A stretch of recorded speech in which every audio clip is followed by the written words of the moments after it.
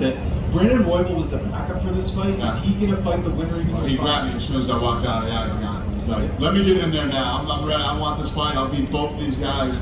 You know, so he's fired up and wants that fight. Is he going to get it, though? We'll see. Okay, we'll see. And then we talked about Drakus, and obviously we want to see how healthy he is. I would assume he's number one to fight. Is he?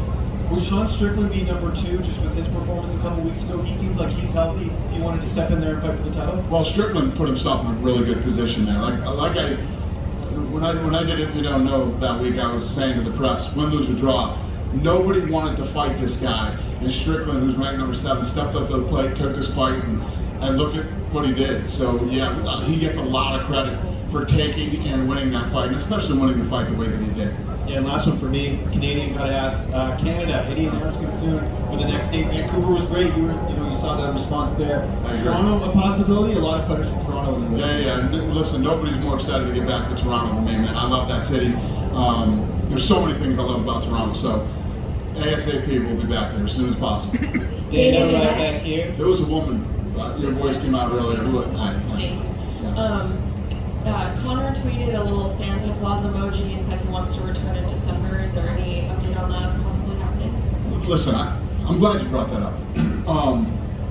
You know, there's a lot of business that needs to be handled before we talk about this. And I was doing an interview on Friday, and a bunch of fucking scumbags wrote stories that I said, fuck USADA.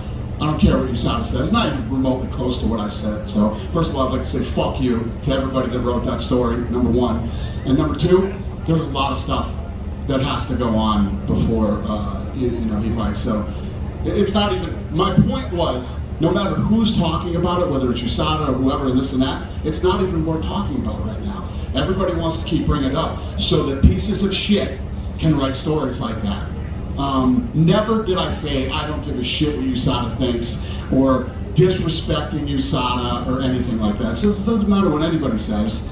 I don't know how this whole thing's going to play out. Let's wait and see. Thank you. Dana, back here. Yeah. So in 2012, International Fight Week just started, right?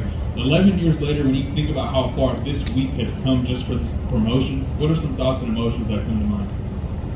What's the question? So International Fight Week started in 2012, right? Yeah. So when you reflect 11 years later, yeah, what are some of the thoughts and emotions that you have? What are some that come to mind? Well, what's cool is, this was an idea in our meeting room one time, and we thought we would pull together this whole week where martial arts fans could come and celebrate, everything martial arts, everything, combat sports in a week, and here we are 11 years later. This was one of the best we've ever had. The expo was rocking. All the other activities that happened this week were amazing, and I never really thought about it till you just asked me. It's awesome. Thank you. Over here. Yep. Dana. Yep. Right over here. Yep. How you doing? So I just want to go through the emotions that you went through this weekend, especially at the Hall of Fame.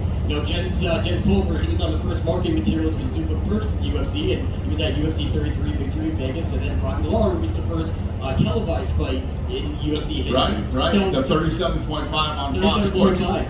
Yeah. So I just want to go through the range of emotions. These guys helped build the company to what it is today. What's the range of emotions, and how do you plan to include them into the business going forward? Yeah, I mean, that's why, we've talked a lot leading up to this. We talked a lot tonight.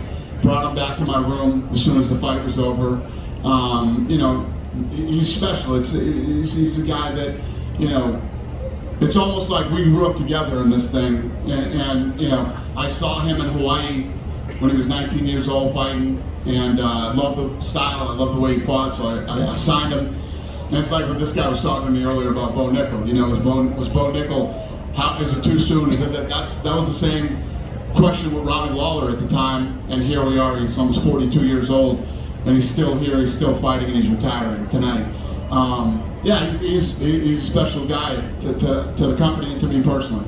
Awesome. And Val came in on short notice, came in during a pinch. Will you continue doing business with Val? Have him on the roster? Who's that? Val. Those are That's not Bo Nickel. Oh, yeah. What about him? Is he going to stick around? Yes, he's stick around. He took the fight on short notice. We'll absolutely give him another fight. Kid came in and, yes.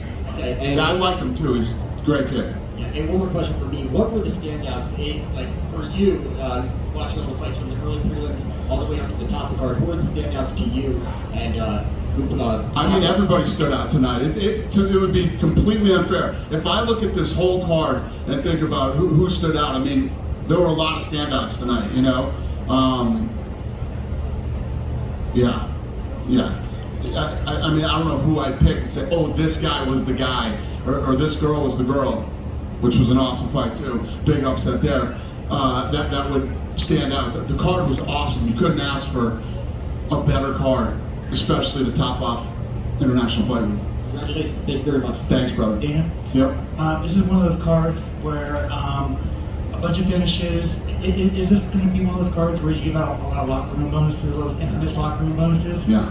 I was surprised that none of you said to me, how does Robbie Lawler not get the bonus going on? Don't worry about Robbie Lawler. Robbie Lawler's going to be just fine. Yeah, we'll take care of Memphis. I mean, you know, yes. The answer is yes. I don't have to go through the roster, but yes. I mean, was it a thought to give everybody $50K, just one of those cards where you give everybody a bonus? The whole card, $50K? Yeah.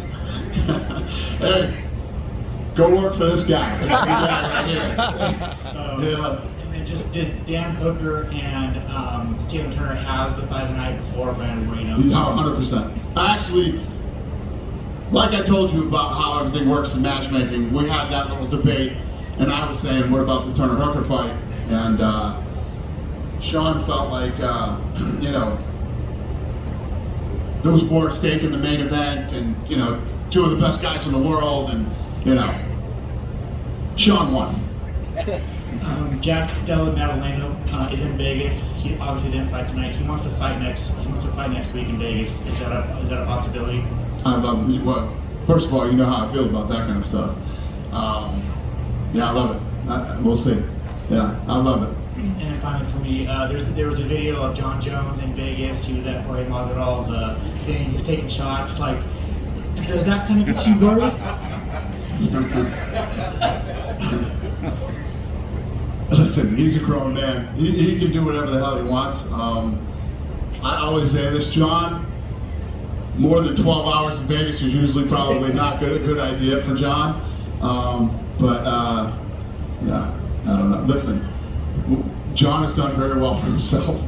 He's been through a lot of shit. He's made it through. I don't know whose idea it was to keep John here for days, but Hunter, was that your idea? Well, here we are. I'll plead the fifth on that, sir. Hey, Dana. Thank you. You're back. Yep, yes, ma'am. We're back here. Josiah Harrell was supposed to be on this card tonight.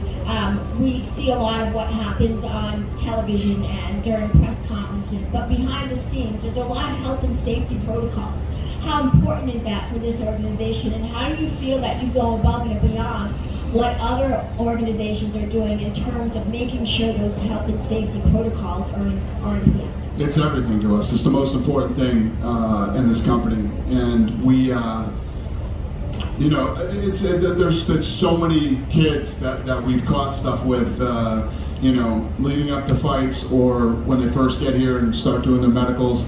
The Ultimate Fighter screening that we do on them, the Contender Series screening that we do on those kids. We spend the money to make sure that all these athletes are safe and healthy. Yeah, it's everything. It's the most important thing in this business. We have a great track record, and hopefully that continues. Just a quick follow-up. Is there a ballpark amount that you spend annually on those protocols? You know, off the top of your head? How much do we spend on health and safety? Minimum of $10 million a year. Thank you. Yeah. Dana, right here. Yes, sir. How are you? Hi, I'm from Chihuahua, Mexico. I'm a local newspaper, and I have two questions for you. Yes, sir. The first question is, did you look the